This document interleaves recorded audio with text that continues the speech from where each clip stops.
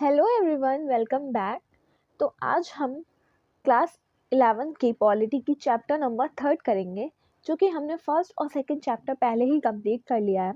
So start करते हैं अपना चैप्टर। इसमें हम लाइन टू लाइन कवर करते हैं, लाइन टू लाइन एक्सप्लेन करती हूँ मैं आपको। अगर आपको कोई डाउट है तो आप कमेंट में मुझसे पूछ सकते हैं।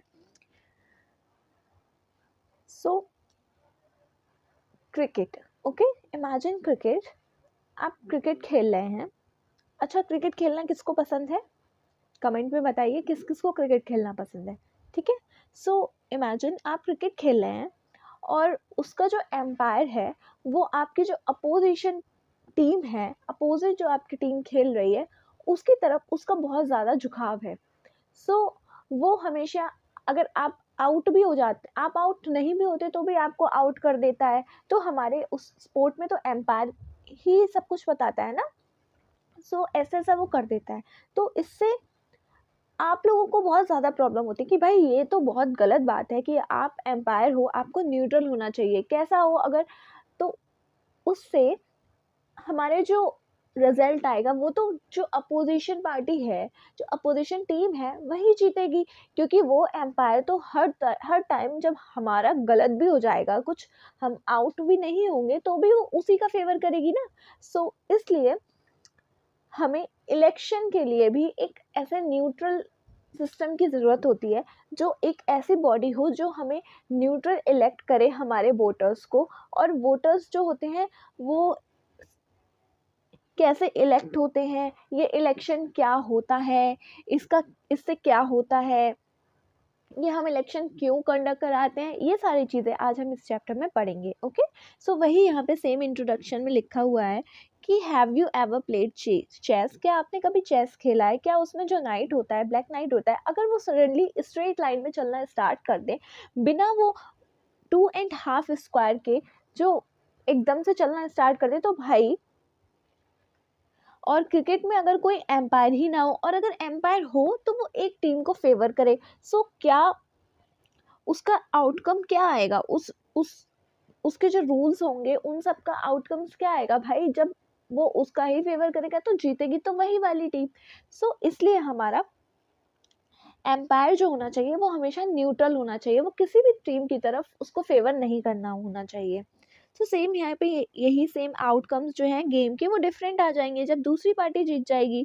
और सेम सब कुछ यहाँ पे ये लिखा है। और इस चैप्टर में हम पढ़ेंगे कि जो हमारा कॉन्स्टिट्यूशन प्रोविज़न है, जो हमारे इलेक्शंस के रिगार्डिंग और रिप्रेजेंटेशन के रिगार्डिंग, वो भी हमारा बताता है कि हमारे जो इम्पोर्टेंस क्या है, मेथड की इलेक्शन होने की क्या इम्पोर्टेंस है। हमारा कॉन्स्टिट्यूशन हमें प्रोविज़न प्रोवाइड करता है कि कौन हमारे इलेक्शन कंडक्ट करेगा, कैसे हमारे इलेक्शन कंडक्ट होंगे, और क्या मेथड है हमारे इलेक्शन कंडक्ट करने का, और कौन किसके पास पावर होती है, और क्या हमारे इलेक्शन जो हैं उनको फ्री और फेयर कंडक्ट करना ज़रूरी होता है। ये सारी चीज़ें हम इसमें पढ़ेंगे, जैसे कि मेथड ऑफ इलेक्शंस, और कौन सा सिस्टम है हमारे यहाँ अडॉप्टेड जिससे हमारा इलेक्शन जो है हमारे इंडिया में कंडक्ट होते हैं, और क्या फ्री और फेयर इलेक्शंस होना इम्पॉर्टेंट है। तो इलेक्ट्रल रिफॉर्म्स पे डिबेट जो है, ये सारी चीज़ें आज हम इस चैप्टर में कवर करेंगे।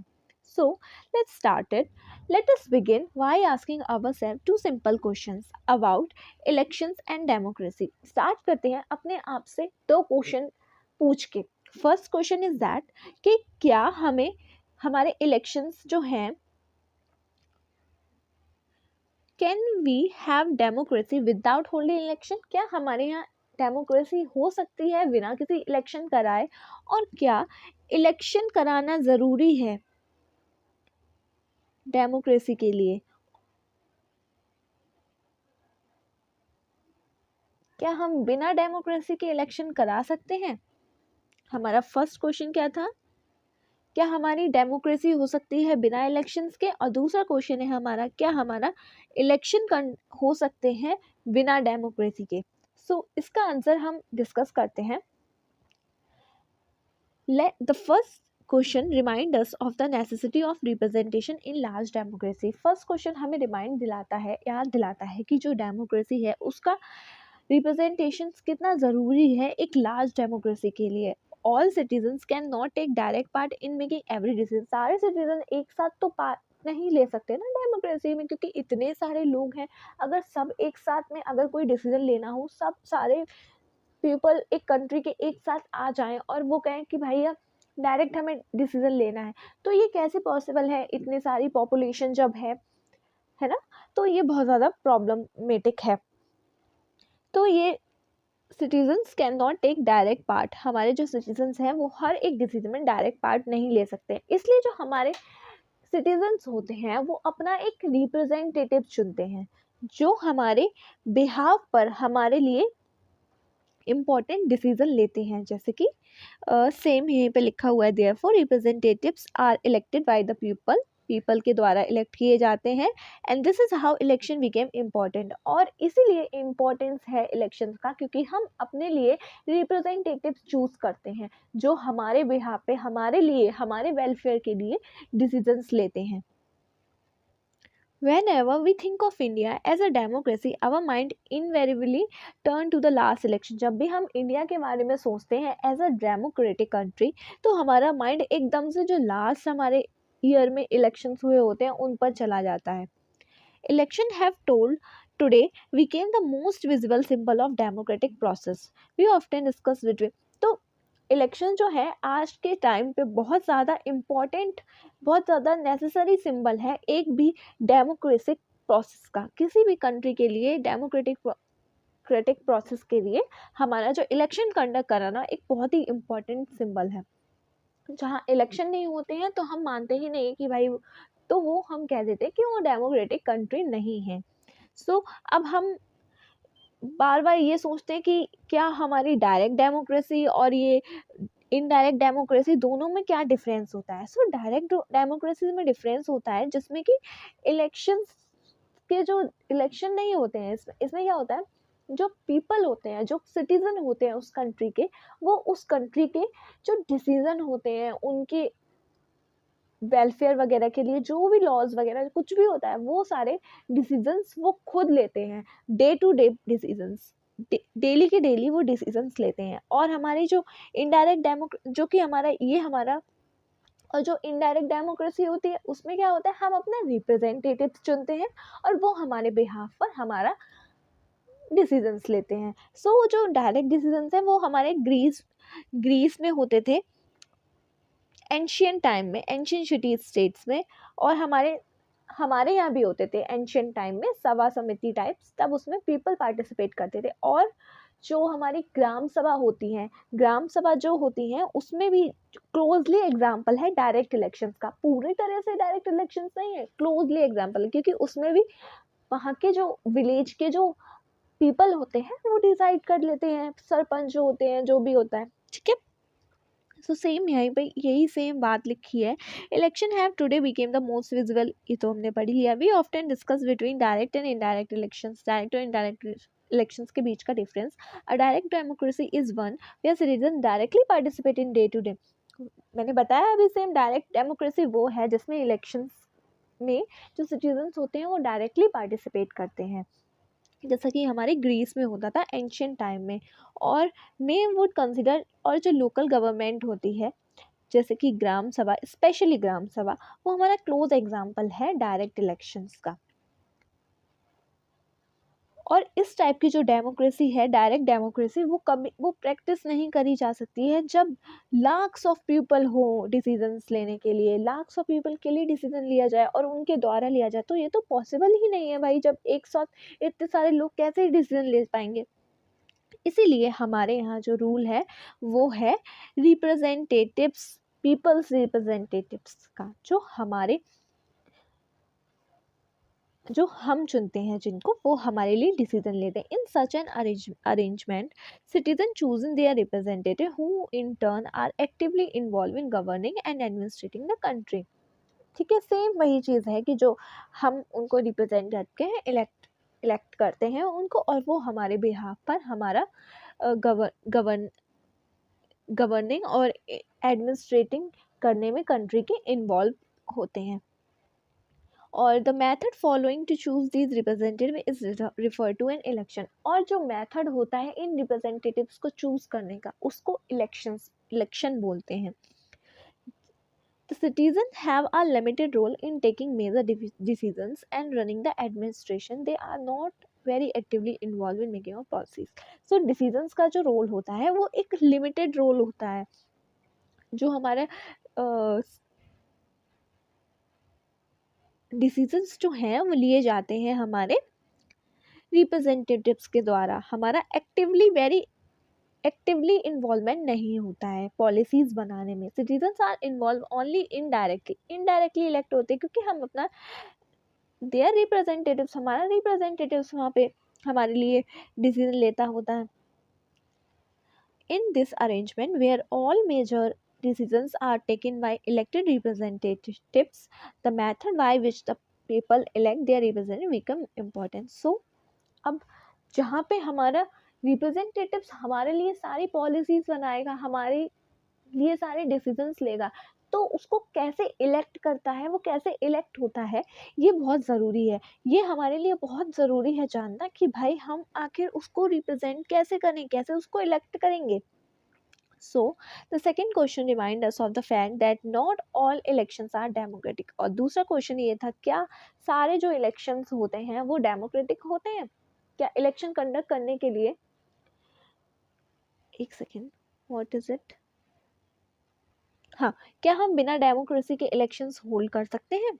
सो ये हमारा सेकेंड क्वेश्चन था. जो a large number of non democratic country also hold elections. जो बहुत सारी ऐसी कंट्रीज हैं जो डेमोक्रेटिक नहीं है लेकिन वो भी इलेक्शन सिर्फ दिखावे के लिए होल्ड करती हैं, बट जीतता उनमें बाद में वही है जो उनको जिताना ही होता है. सो और वो कभी वो बहुत ज़्यादा नहीं होती हैं शो करने की, शो ऑफ करने की कि भाई हमारे यहाँ डेमोक्रेटिक कंट्री है, हम एक डेमोक्रेटिक कंट्री से बिलोंग करते हैं, हमारे यहाँ जो रिप्रेजेंटेटिव्स जो चुने जाते हैं वो इलेक्टेड होते हैं, पीपल के द्वारा चुने जाते हैं. बट ऐसा नहीं होता है. They are democratic rulers are very need to present themselves as democracy. बहुत ज़्यादा नहीं होते हैं अपने आप को एज अ डेमोक्रेटिक प्रेजेंट करने का. They do so by holding election in such a way. और वो ऐसे इलेक्शंस कंडक्ट कराते हैं जिससे कि उनका जो रूल हो रहा है उस पर कोई भी थ्रेटन ना हो, वो खराब ना हो, क्योंकि एंड में जीते वही, वो उनका जो रूल है वो खराब ना हो. बस यही यहाँ पे लिखा हुआ है. दिस इज वेयर कॉन्स्टिट्यूशन कम. इसलिए हमारा कॉन्स्टिट्यूशन आता है. जो हमारी कंट्री है, डेमोक्रेटिक कंट्री है, वो कुछ बेसिक रूल्स हैं इलेक्शंस के, वो देती है. जो हमारा कॉन्स्टिट्यूशन है, जो डेमोक्रेटिक कॉन्स्टिट्यूशन है, वो हमारी कुछ रूल्स प्रोवाइड करती है जिन रूलों से हम अपने इलेक्टेड मेंबर को चुनते हैं.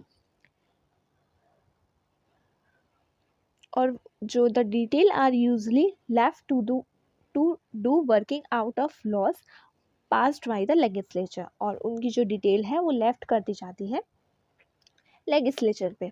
ठीक है. और जो बेसिक रूल्स हैं वो क्या क्या होते हैं? वो होते हैं कि भाई एलिजिबल कौन कौन एलिजिबल है वोट करने के लिए, कौन कौन कंटेस्ट करने के लिए खड़े, हमारे रिप्रेजेंटेटिव बनने के लिए कंटेस्ट करेगा, और कौन उसके लिए एलिजिबल है, कौन हमारे इलेक्शंस को सुपरवाइज करेगा, कैसे हम अपने चूज़ करेंगे वोट देकर अपने रिप्रेजेंटेटिव्स को, और कैसे हमारे जो वोट्स हैं वो काउंट होंगे. ये सारे क्वेश्चंस हमारे दिमाग में आते हैं. इन सब का आंसर्स हमारा कॉन्स्टिट्यूशन हमें देता है. Like most democratic constitution, the constitution of India answer all these questions. सारे कॉन्स्टिट्यूशन डेमोक्रेटिक कॉन्स्टिट्यूशन की तरह हमारा जो कॉन्स्टिट्यूशन है, हमारे इंडिया का जो कॉन्स्टिट्यूशन है, वो इन सारे क्वेश्चंस का हमें आंसर्स देता है. जो फर्स्ट 3 क्वेश्चंस थे इसमें, वो इंश्योर करते हैं कि जो इलेक्शन जो है वो फ्री और फेयर हो, दस वी कॉल डेमोक्रेटिक. इसलिए हम कहते हैं कि हमारे इलेक्शंस जो हैं वो डेमोक्रेटिक होते हैं. और जो लास्ट 2 हैं are about ensuring a free representatives, की जो रिप्रेजेंटेटिव्स हों वो फेयर रिप्रेजेंटेटिव्स हमारे यहाँ इंश्योर हो. ठीक है. सो ये हमारी एक्टिविटी है, ये कुछ नहीं है. अब हमारा इलेक्शन सिस्टम इन इंडिया. अब हमारे इंडिया में कौन सा इलेक्शन सिस्टम फॉलो किया जाता है? तो हमारे इंडिया में first past post system follow किया जाता है. जो मैं बताऊंगी अभी आगे क्या है. You may have noted above a reference to different method or the symbol of elections. You may have wondered what these were all about. ये सब किसके बारे में है? You may have seen or read about different method of election. आपने बहुत सारे different methods के बारे में सुना होगा कैसे इलेक्शन कंडक्ट होते हैं, ठीक है. different कैंपेन के बारे में ये ज़्यादा आपने सुना होगा.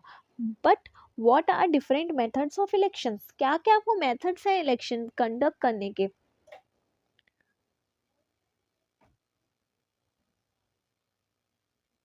तो कुछ अथॉरिटीज़ होती हैं और कुछ रूल्स होते हैं वहाँ पे जो हमें बताते कि हमें ये करना है और ये नहीं करना है. ये हमारे रूल्स बनाए जाते हैं. क्या इलेक्शन सिस्टम इसी के बारे में है?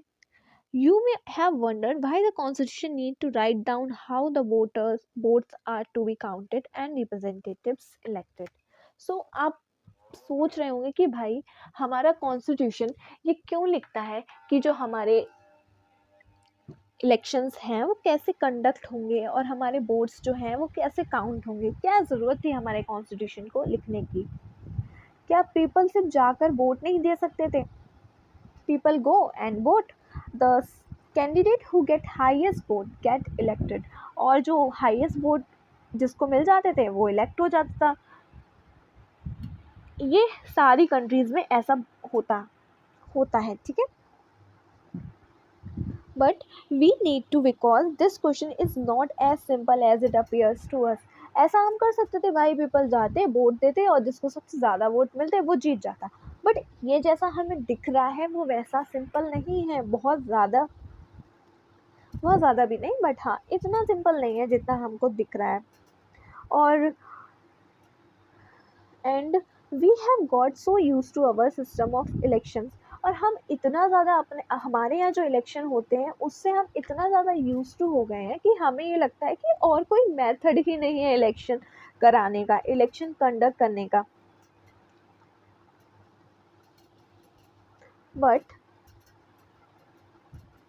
There can be very different way in which people make their choices. But बहुत ज़्यादा डिफरेंट वेज से पीपल अपनी चॉइसेस कर सकते हैं. ओके बहुत ज़्यादा डिफरेंट मेथड हैं इलेक्शंस कंडक्ट करने के, अपनी प्रेफरेंस करने के, अपने इलेक्शंस काउंट होने के, सबके अलग अलग मेथड्स हैं.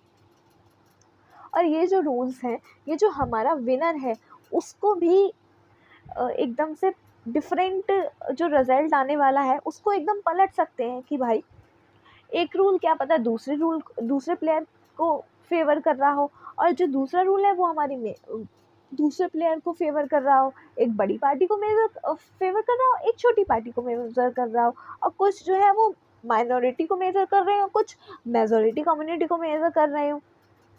सो सेम यहीं पे यही लिखा हुआ है, these different rules of game can make a different to who the winner of the game will be. Difference लग सकते हैं कि भाई कौन विनर होगा, रिजल्ट को डिफरेंट कर सकते हैं.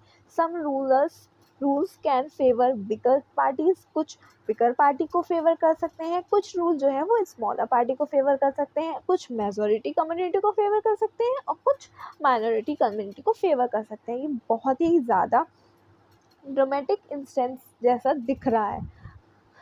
सो हमारा फर्स्ट पार्ट स्पोर्ट सिस्टम, इसको हम समझेंगे एक पेपर की जो हमारी क्लिप दी गई है नीचे उसके थ्रू.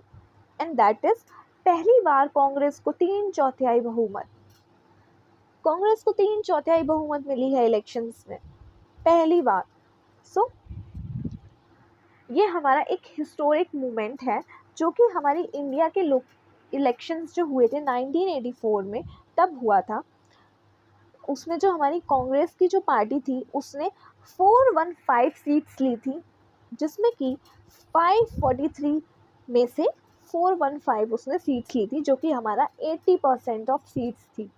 ये इस टाइप की विक्ट्री जो है वो हमारे लोकसभा के इलेक्शंस में किसी भी पार्टी ने कभी भी नहीं ली गई है.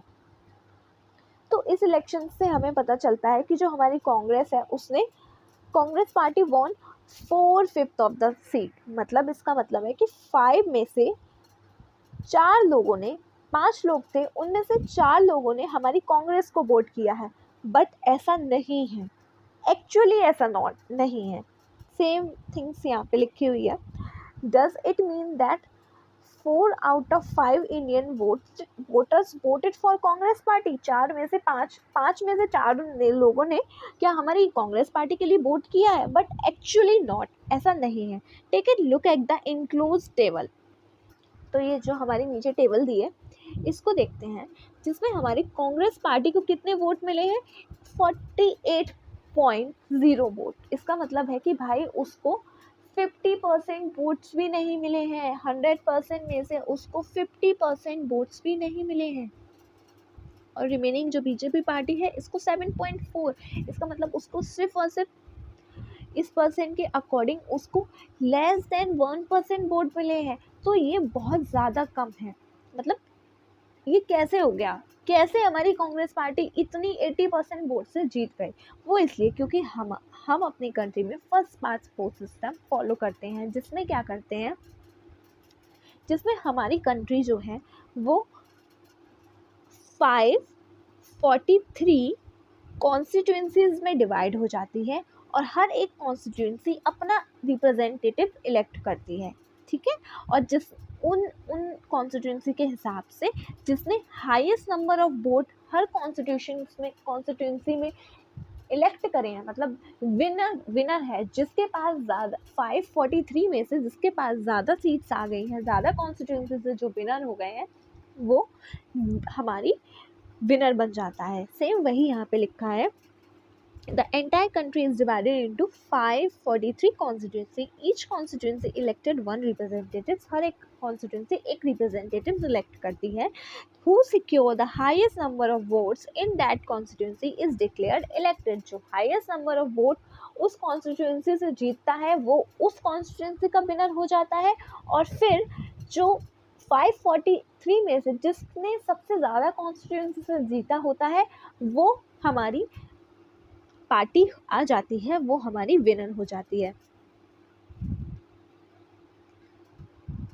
जिसके पास ज़्यादा वोट होते हैं all other candidates declare elected, वो इलेक्टेड हो जाता है। ये जो है इसमें हम मेजोरिटी वोट्स जो है ये फर्स्ट पास्ट पोस्ट सिस्टम में नहीं हो पाते हैं। हमारी एक पार्टी इतने भी वोट नहीं कंडक्ट कर पाती है कि वो भाई मेजोरिटी हो। और हमारे यहाँ यही सिस्टम फॉलो होता है लोकसभा के इलेक्शंस कंडक्ट करने के लिए, first past the post system.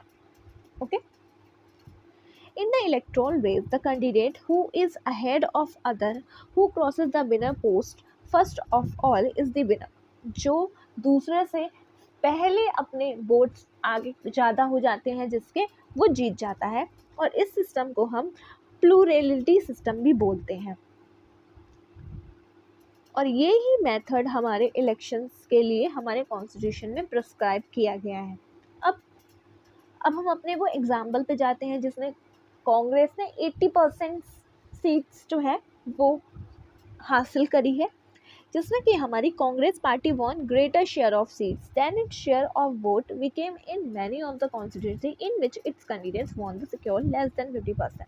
सो क्या हुआ, कांग्रेस ने सबसे ज़्यादा कॉन्स्टिट्यूंसीज में जीता है, लेकिन उसके जो कैंडिडेट हैं जो एक कॉन्स्टिट्यूंसी से जीते हैं उनने बहुत सी ऐसी जगहों पे 50% से कम वोट हासिल करे हैं, लेकिन वो फिर भी जीत गए हैं। जैसे कि एक एग्जांपल लेते हैं, मानो 3 पार्टी हैं, एक कॉन्स्टिट्यूंसी से 3 लोग खड़े हैं, ठीक है।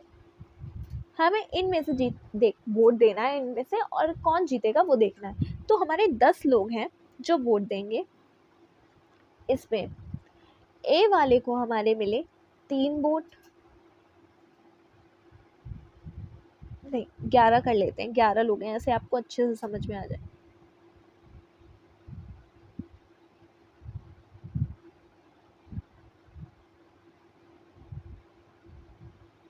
चलो 9 ही करते हैं क्योंकि जो मैं चाह रही हूँ वो नहीं आ रहा है इससे।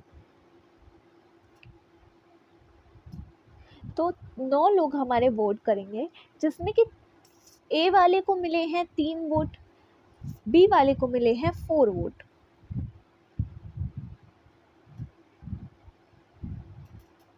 ठीक है। और बाकी जो बचे हुए वोट हैं वो हमारे सी वाले को मिले हैं।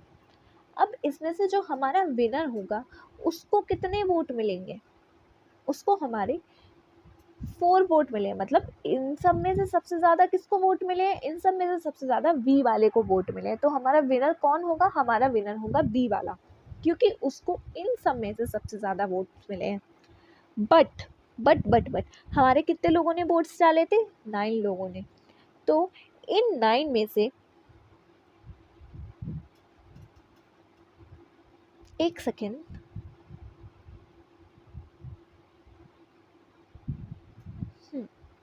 सो इन 9 में से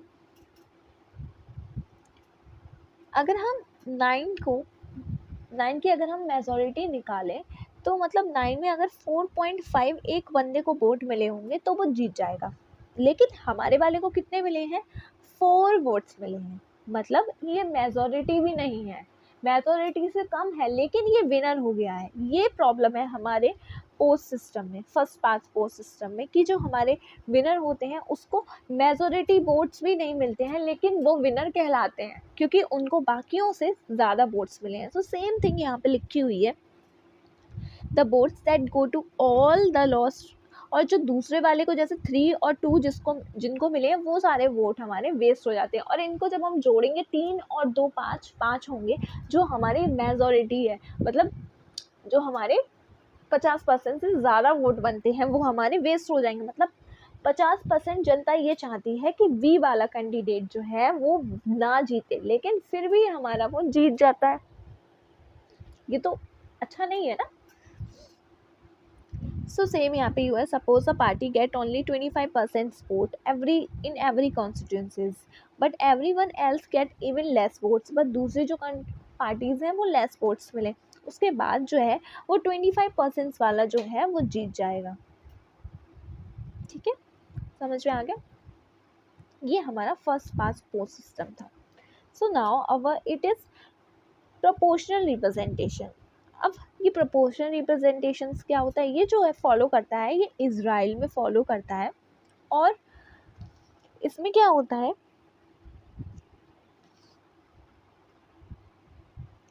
जब वोट्स काउंट हो जाते हैं तब जो हर एक पार्टी जो है वो अपना एक शेयर उसको प्रोवाइड किया जाता है पार्लियामेंट में, in proportion of its share.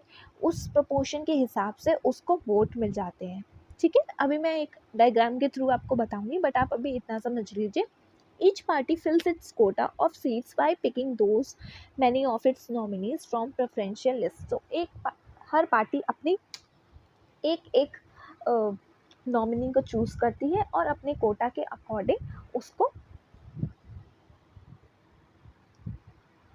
Declare कर देती है बिफोर द इलेक्शन। ये सब इलेक्शन से पहले हो जाता है। और ये this system of election is called proportional representation system. इस सिस्टम को हम प्रोपोर्शनल रिप्रेजेंटेशन सिस्टम बोलते हैं। इस पार्टी में in this system a party get the same proportion of seat as its proportion of vote. और इस पार्टी में हर एक जो पार्टी होती है वो सेम नंबर ऑफ सीट्स लेती है जितने उसके seats as proportion of its vote के अकॉर्डिंग।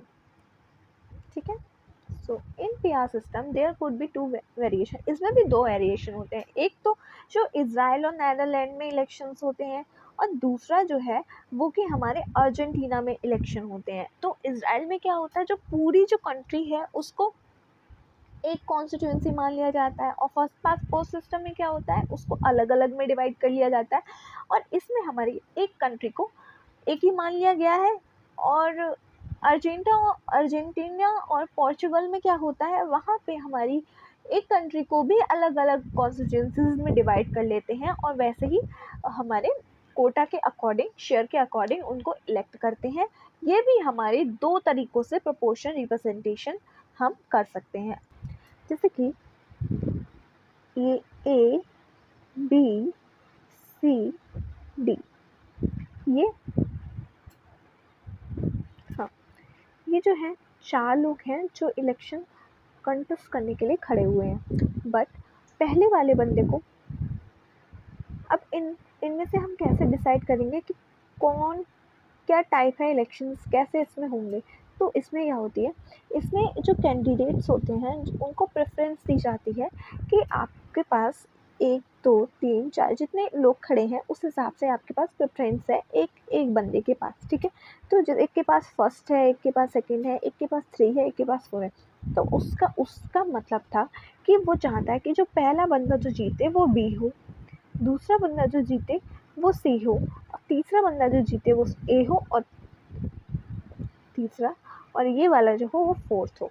तो वो ऐसे करके बाकियों को भी मिल जाती है प्रेफरेंस, बाकी कैन सिटीजन्स को वो भी अपनी अपनी प्रेफरेंस देते हैं उस हिसाब से।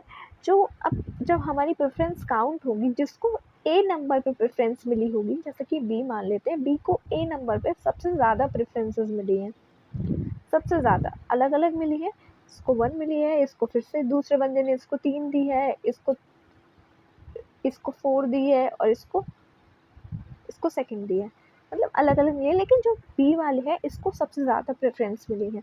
तो हम ये देखेंगे कि क्या इसको जो वोट्स मिले हैं वो 50% से ज़्यादा हैं, क्या वो 50% ऐसे लोग हैं जिसने इसको फर्स्ट प्रेफरेंस दी है।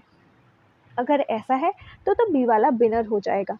और अगर उसको 50% से कम प्रेफरेंस वाले वोट्स मिले हैं तो क्या करेंगे, मतलब 50% ऐसे लोग हैं जिन्होंने इसको पहली पोजीशन पे अपनी फर्स्ट प्रेफरेंस माना है। तो इसमें अगर ऐसा नहीं है तो जो लास्ट वाला है, मान लो जिसको डी, इसको सबने लास्ट वाली 4 प्रेफरेंस दी है, तो किसी किसी ने इसको 1 प्रेफरेंस भी दी होगी, किसी किसी ने इसको 2 प्रेफरेंस दी होगी, ठीक है। तो सबसे कम इसको मिली है प्रेफरेंस, तो इसके जो प्रेफरेंस मिली है वो हम इसमें डिवाइड कर देंगे 1 2 3 ऐसे, इसकी सारी डी वाला अब गायब हो जाएगा और इसकी जो प्रेफरेंस है वो हमारी ए बी और सी में डिवाइड हो जाएगी, उसके प्रेफरेंस के हिसाब से जो जो उसको वोट्स मिले होंगे, ठीक है।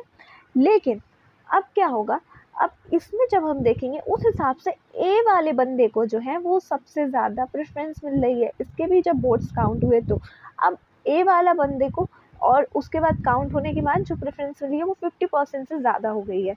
तो इस हिसाब से इस पूरे उसका विनर कौन होगा, इस पूरे उसका विनर होगा हमारा ए वाला बंदा, जिसको ए नंबर के, जिसको डी वाले की वजह से, जो डी हार गया था उसके प्रेफरेंस के वोट डिवाइड होके ए वाले बंदे को मिल गए हैं। तो हमारा जो इस पूरे उसका विनर होगा वो हमारा ए वाला बंदा होगा। तो ऐसे हमारा रिजल्ट चेंज हो गया, कहाँ पहले बी वाला जीत रहा था लेकिन एंड में जाके जो रिजल्ट से जीता वो हमारा ए वाला बंदा जीता। सो ये होता है proportional representation. So same each party prepare a list of candidate of each constituency. जो पोर्चुगल और अर्जेंटीना में होते हैं वो डिफरेंट से होते हैं, डिफरेंट कॉन्स्टिट्यूंसी से होते हैं, उसमें अलग अलग कैंडिडेट अपनी अपनी प्रेफरेंस देते हैं। In both this variation voters exchange there preference for a party and not a candidate. इसमें जो वोटर्स जो होते हैं वो एक पार्टी को वोट देते हैं, पार्टी से अपनी प्रेफरेंस चेंज करते हैं, एक्सचेंज करते हैं, कैंडिडेट को नहीं देते हैं। इसमें जो ए बी सी जो थी वो पार्टीज थी, ना कि वो एक मेंबर था, एक कैंडिडेट नहीं था, ठीक है।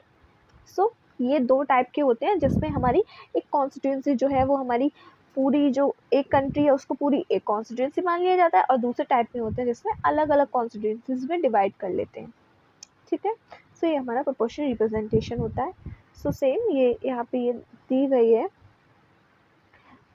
एग्जाम्पल्स दिए गए हैं कि यहाँ पर नेम ऑफ लिस्ट पार्टी, ये पार्टी है कहीं की और उसको वोट्स इतने इतने वोट्स मिले हैं, इतने परसेंट, और उसको नंबर ऑफ सीट्स इतने इतने मिली हैं, ठीक है। सो ये ऐसे इजराइल में कंडक्ट होता है। एक पूरी कॉन्स्टिट्यूंसी को हमने पूरी एक पार्टी मान ली है, एक पूरी कॉन्स्टिट्यूंसी और जिसमें इतनी पार्टीज हैं वो सारी खड़ी हुई हैं, ठीक है। सो दिस इज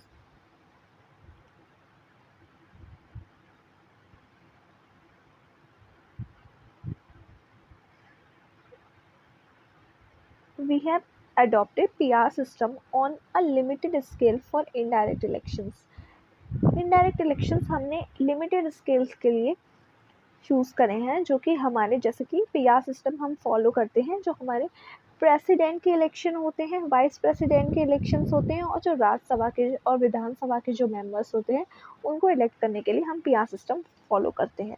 तो अब हमारा कंपैरिजन होता है फर्स्ट पास्ट फोर सिस्टम में और पीआर सिस्टम में, क्या कंपैरिजन है। तो इसमें जो होती है हमारी जो कंट्री है वो डिवाइड हो जाती है स्मॉल स्मॉल जियोग्राफिकल यूनिट्स में, मतलब डिफरेंट डिफरेंट कॉन्स्टिट्यूंसीज में। और इसमें जो है हमारी जो लार्ज जियोग्राफिकल एरिया होता है वो एज अ कॉन्स्टिट्यूंसी भी हो जाता है, एज अ सिंगल कॉन्स्टिट्यूंसी हो जाता है, मे भी हो जाता है, मतलब इसमें भी डिवाइड कर सकते हैं, बट ज़्यादातर एक ही मान लिया जाता है। हो सकता है कि सिंगल कॉन्स्टिट्यूंसीज में कर दे, बट इसमें हम सिंगल्स नहीं कर सकते, इसमें हमें डिफरेंट डिफरेंट कॉन्स्टिट्यूंसी में ही करना पड़ेगा, ठीक है।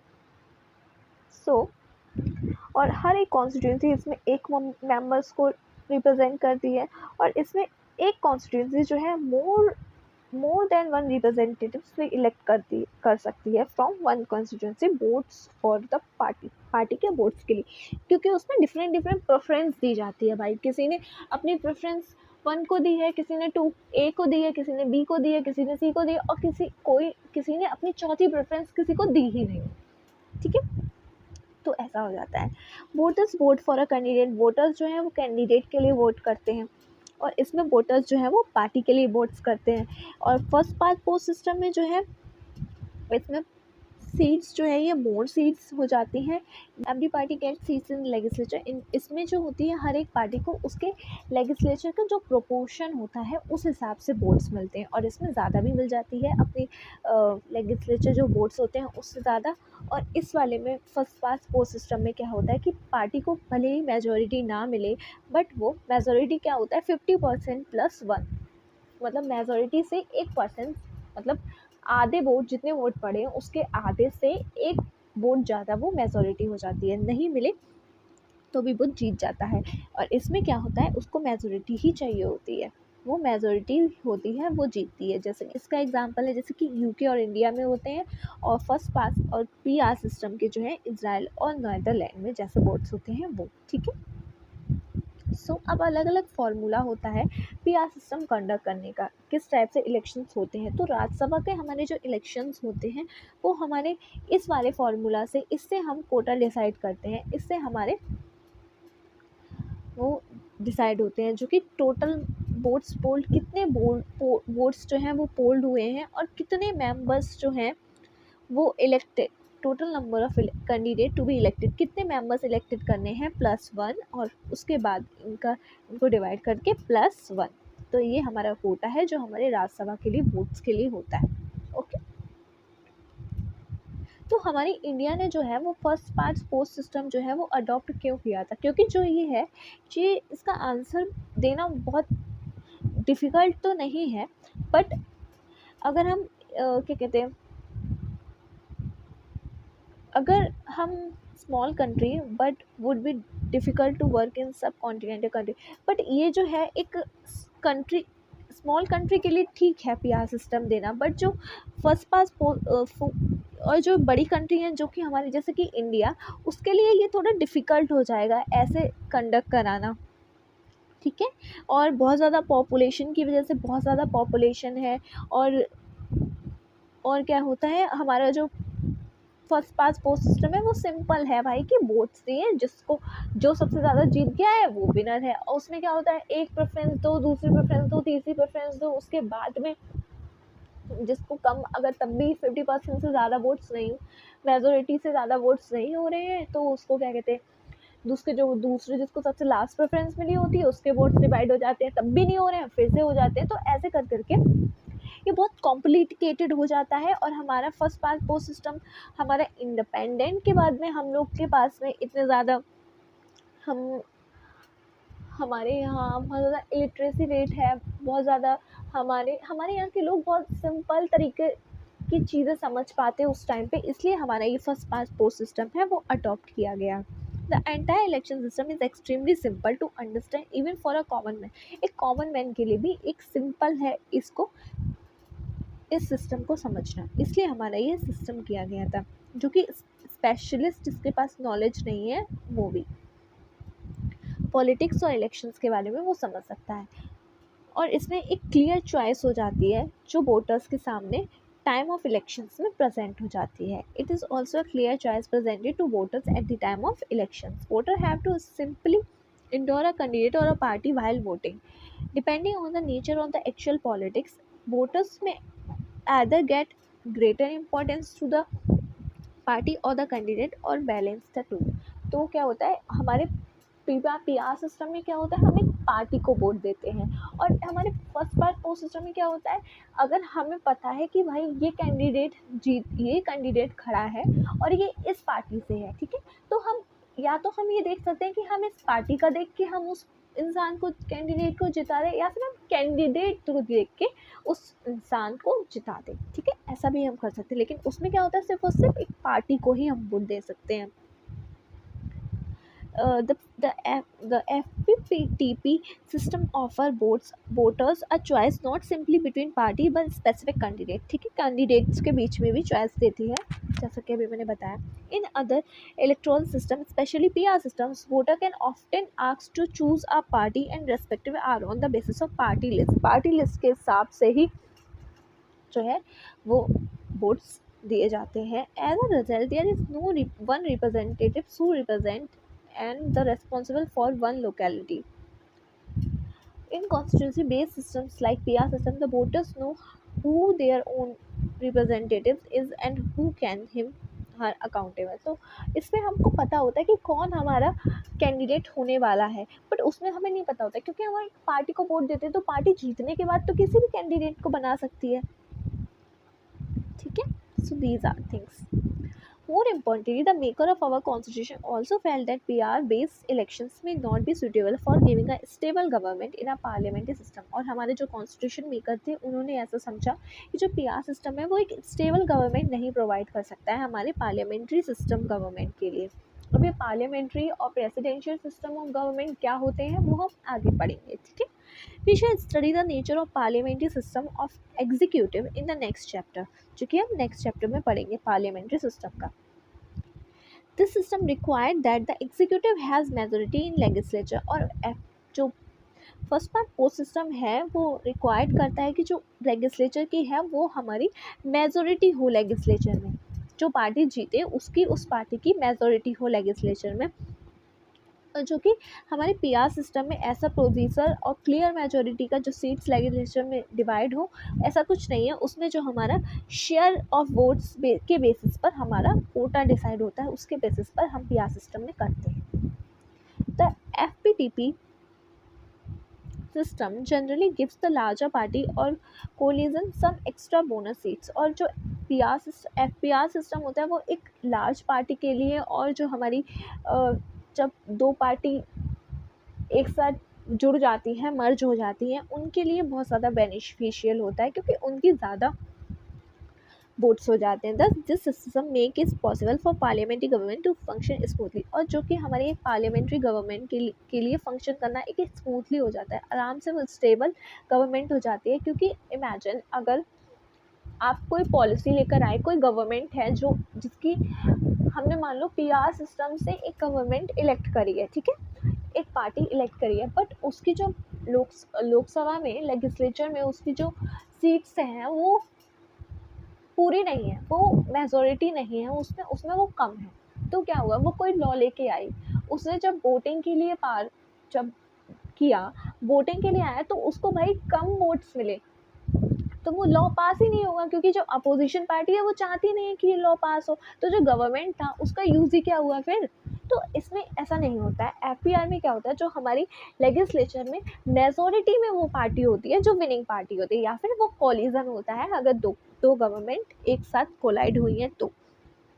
Finally, the FPPB system encourage votes from different social groups to come together, और ये हमारे इसमें बहुत ज़्यादा डिफरेंट सोशल ग्रुप्स के जो मेंबर्स होते हैं वो एक साथ आके भी वोट कर सकते हैं, क्योंकि इसमें बहुत ज़्यादा लोग चाहिए होते हैं। हमारी डाइवर्स कंट्री है, उसमें हम इनकरेज करेंगे कि हर एक कम्युनिटी को, हर एक रिलीजन के, हर एक कास्ट के पर्सन्स को जो है वो राइट मिले।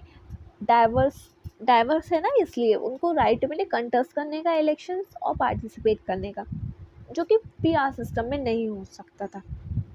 दे may also have been at the back of the mind of constitution, ये हमारे कॉन्स्टिट्यूशन मेकर्स के माइंड में ये भी सब था। The experience of the working of constitution has confined the expectation of the constitution maker. The AP system has provided to be simple and familiar to ordinary votes.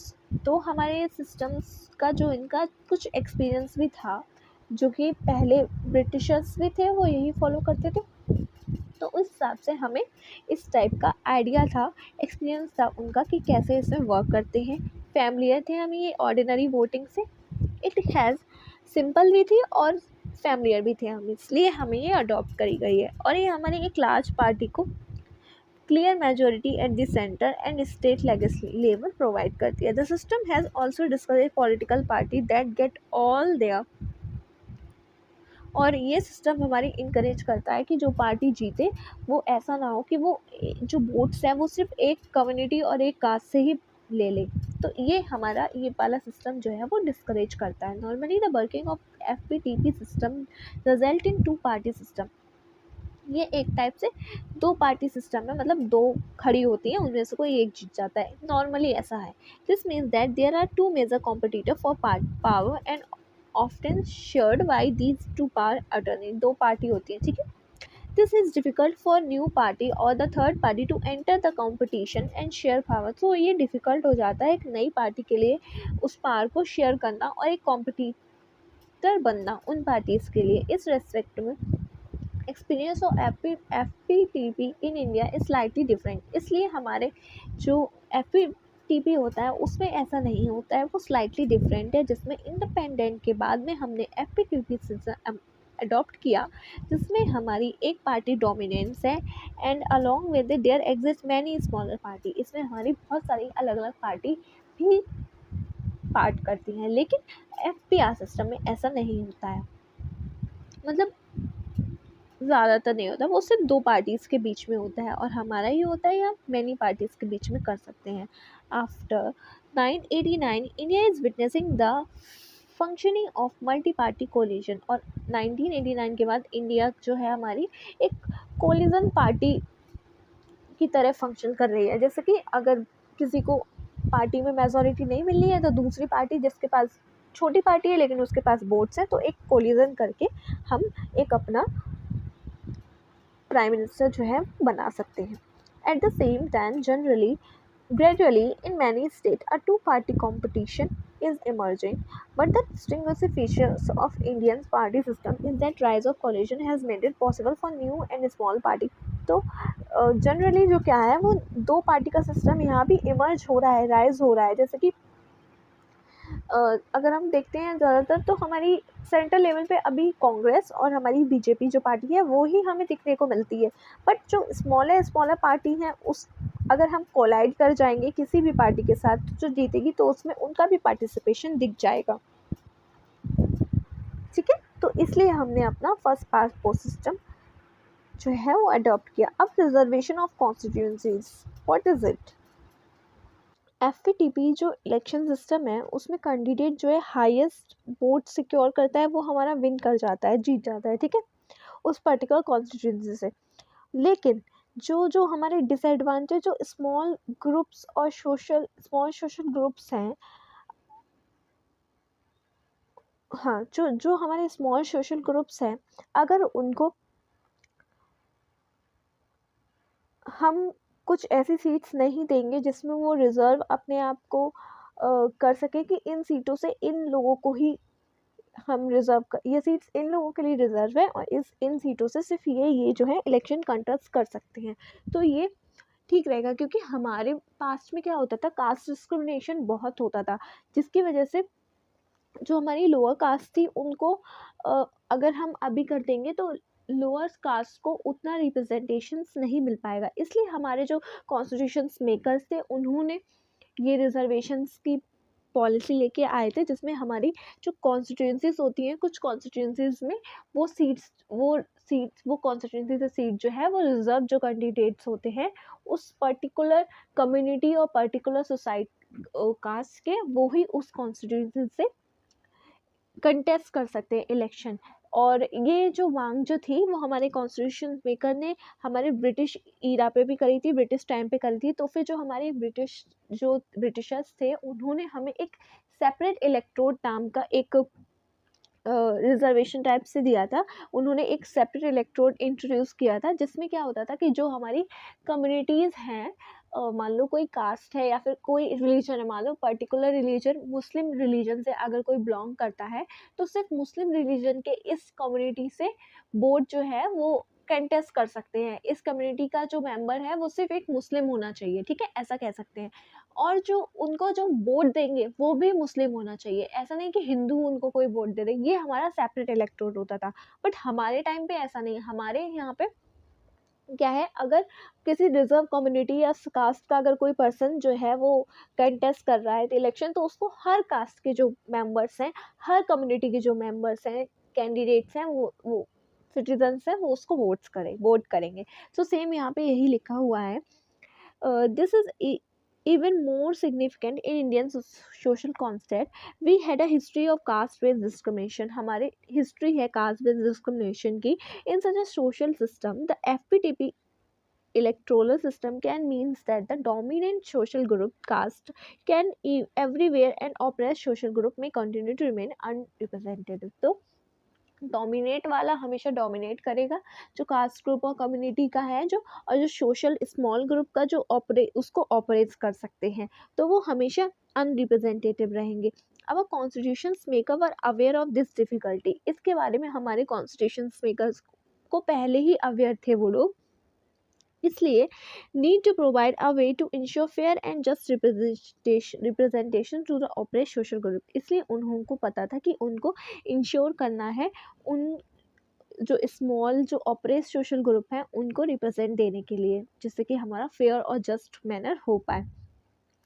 The issue was debated even before independent and the British government had introduced separate electrode। तो मैंने अभी बताया था ना, separate electrode British government ने introduce किया था, जिसमें सिर्फ जो ब्रिटिशर्स के जो कम्युनिटी, जिस कम्युनिटी को उन्होंने प्रोवाइड किया वो लोग इलेक्शन वो कंटेस्ट करते थे इलेक्शन, और क्या कहते हैं जो उस कम्युनिटी के बिलोंग, जो उस कम्युनिटी से या फिर उस कास्ट से बिलोंग करते थे, वही लोग बस एलिजिबल थे उनको वोट्स देने के लिए, बिलोंग टू दैट कम्युनिटी।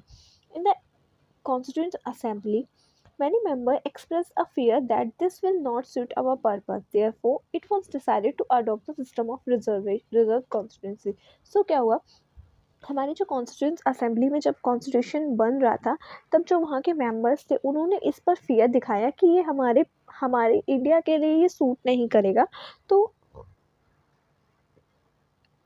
हमारा आया था रिजर्व कॉन्स्टिट्यूंसी का अडॉप्ट किया गया था ये डिसीजन कि अब हम रिजर्व कॉन्स्टिट्यूंसी लाएंगे, जिसमें कि सारे वोटर्स जो है एलिजिबल हैं वोट्स करने के लिए, बट द कैंडिडेट जो है वो उस पर्टिकुलर कम्युनिटी से या फिर सोशल सेक्शन से बिलोंग करना चाहिए जिसके लिए वो सीट रिजर्व है।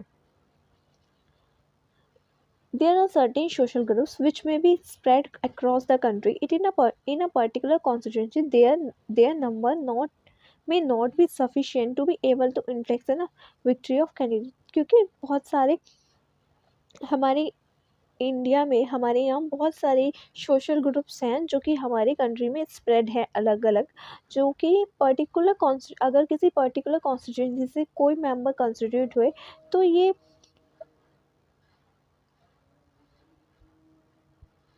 तो ये सफिशिएंट नहीं है कि वो मेंबर जो है उस कॉन्स्टिट्यूंसी से विक्ट्री ही पा ले, क्योंकि उस कॉन्स्टिट्यूंसी में ज़रूरी नहीं उस कॉन्स्टिट्यूंसी के मेंबर ही रहते हों। However, taken across the country, they are a significant sizable group, क्योंकि यहाँ पे एक significant sizable group है। To ensure their proportional representation, a system of reservation became necessary, जिसके लिए एक हमारा रिजर्वेशन का सिस्टम नेसेसरी है कि उन लोगों के लिए ही वो सीट रिजर्व होनी चाहिए। The constitution provide for reservation of seats in a Lok Sabha state legislative. तो हमारा कॉन्स्टिट्यूशन जो है वो रिजर्वेशन प्रोवाइड करता है लोकसभा में, स्टेट लेजिस्लेटिव असेंबली में, for schedule caste and schedule tribes के मेंबर्स के लिए। इनिशियली ये जो था वो 10 ईयर्स के लिए था, बट नाउ अब इसको एक्सटेंड कर दिया गया है 2030 तक। Parliament can take a decision to further extend. Parliament इसको और अगर उसको लगता है कि अभी भी सही से रिप्रेजेंटेशन नहीं मिल पा रहा है, तो पार्लियामेंट के पास पार है कि वो इस डिसीजंस को 2030 से भी ज़्यादा एक्सटेंड कर सकता है। The number of seats reserved for both of these groups is proportion of their share in population of India, और ये उनके पॉपुलेशन के शेयर के प्रपोर्शन होगी, जितनी पॉपुलेशन उसमें बिलोंग करती है। माना कि जैसे कि 543 इलेक्टेड सीट्स हैं उस लोकसभा में, उसमें से जो 84 जो है वो शेड्यूल कास्ट के लिए रिजर्व्ड है और 47 जो है वो हमारी शेड्यूल ट्राइब के लिए रिजर्व है as a 26 January 2029।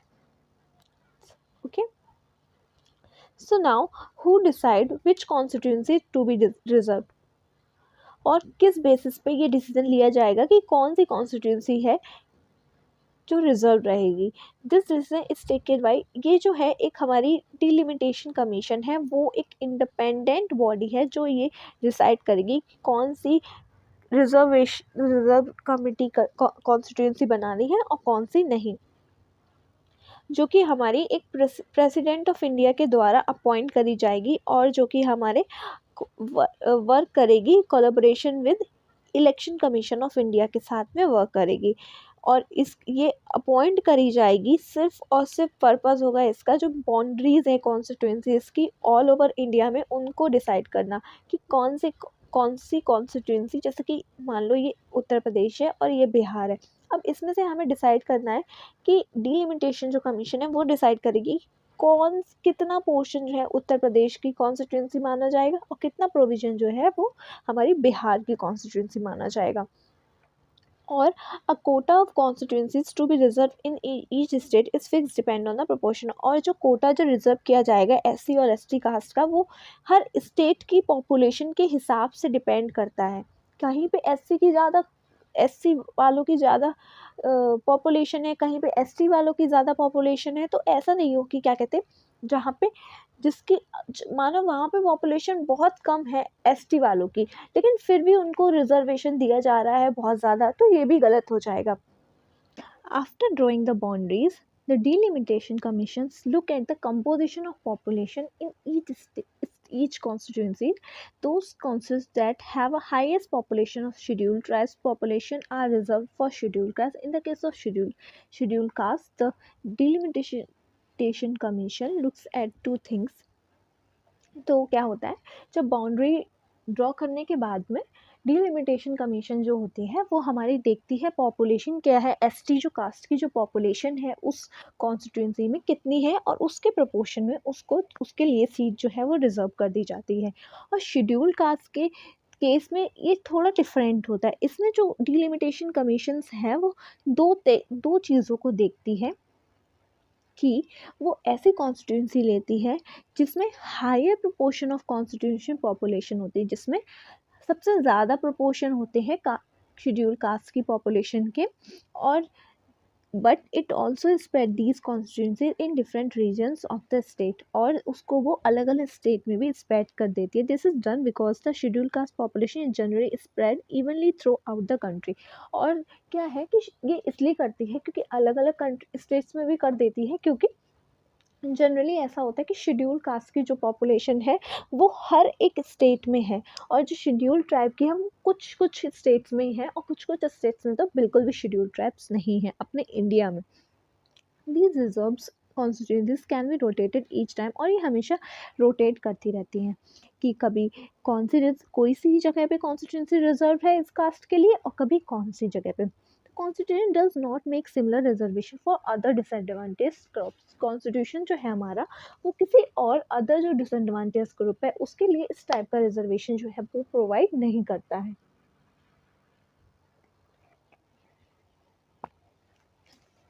Of late, there has been a strong demand reservation of seats in Lok Sabha and assemblies for women. Actually ये हमारी पुरानी सीट्स है, ये हमारी पुरानी एनसीईआरटी है, तो इसमें जो है वो हमारी दिखाया जा रहा है कि अभी भी वुमेंस के लिए जो रिजर्वेशन की जो मांग है वो हो रही है, बट अभी हमारे जो 106 अमेंडमेंट जो पास हुआ है, 106 अमेंडमेंट, उसके थ्रू हमारी जो वुमेन्स हैं उनको भी रिजर्वेशन प्रोवाइड होगा इन असेंबलीज़ में, और लोकसभा में 33% हमारी वुमेन्स को जो है वो रिजर्वेशन प्रोवाइड किया जाएगा। बट अभी ये जो है वो एक सनसेट क्लॉज है, मतलब कि सनसेट क्लॉज का मतलब होता है जैसे कि हमारा वो 10 स्टार्टिंग में शेड्यूल कास्ट शेड्यूल ट्राइब्स को 10 साल के लिए प्रोवाइड किया जा रहा था, ऐसे ही अब हमारी वुमेन्स के लिए भी ऐसा ही है, इसको हम सनसेट क्लॉज कहते हैं। और क्या है जो है ये अभी नहीं डिसाइड किया गया जाएगा, ये हमारे जब सेंसस होंगे जो कि अभी कंडक्ट होने वाले हैं, अभी जो सेंटर ने नोटिफिकेशन जारी कर दिया है कि सेंसस कंडक्ट करने हैं, जिसमें वो इस टाइम पे पहले बस शेड्यूल कास्ट और शेड्यूल ट्राइब्स के ही पीपल को क्या कहते हैं पता था हमें कि इसमें इतने इतने सिटीजन्स हैं इस कास्ट से बिलोंग करते हुए। अब की बार हम जो अदर बैकवर्ड क्लासेस हैं उसका भी सेंसस कंडक्ट करेंगे। उसके बाद जो डिलिमिटेशन कमीशन है वो अपॉइंट करी जाएगी और फिर हमारे जो है वो वुमेन्स को रिजर्वेशन प्रोवाइड हो जाएगा। जैसे कि हमारा a similar provision for Lok Sabha and Vidhan Sabha has been provided through the Nari Shakti वंदन रिजर्वेशन एक्ट 2023, जो कि हमारा प्रोवाइड करता है नारी शक्ति वंदन अधिनियम। ये इसके थ्रू ये जो आया था